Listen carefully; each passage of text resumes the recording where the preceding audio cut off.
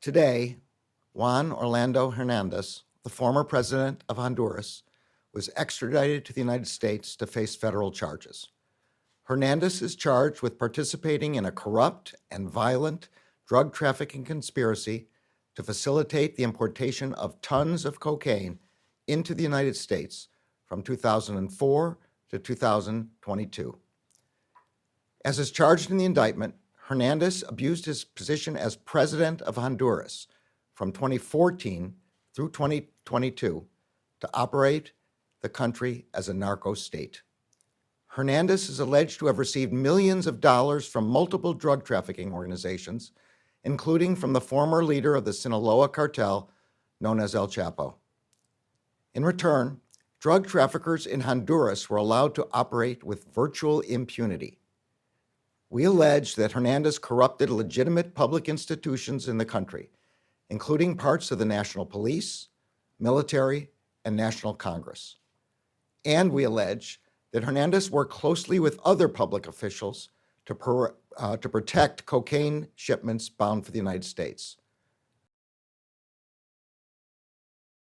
Because of these alleged crimes, communities in the United States suffered, and the people of Honduras suffered.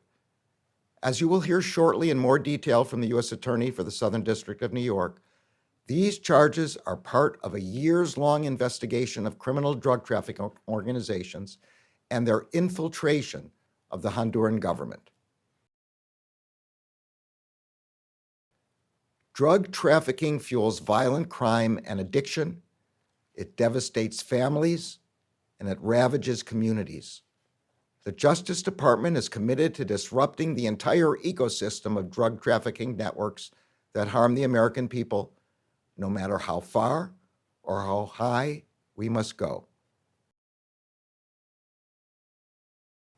That's 500 tons of cocaine. Poison that landed in this country on our streets. And as we allege in the indictment, that's exactly what Hernandez wanted. We allege that during a meeting with the co-conspirator, Hernandez declared that he wanted, and I quote, to stuff the drugs right up the noses of the gringos. This arrest is our answer. It is the culmination of many years of extraordinary work by my office and the DEA. The United States is in the midst of an unprecedented and devastating overdose epidemic. Every 5 minutes, an American is dying of a drug overdose. The vast majority of the drugs that are killing Americans are not homegrown. They come from abroad. This epidemic is being driven by international drug cartels that profit from the sale of deadly drugs in American communities. This case should send a clear message to any foreign leader who corruptly abuses their power to support drug cartels.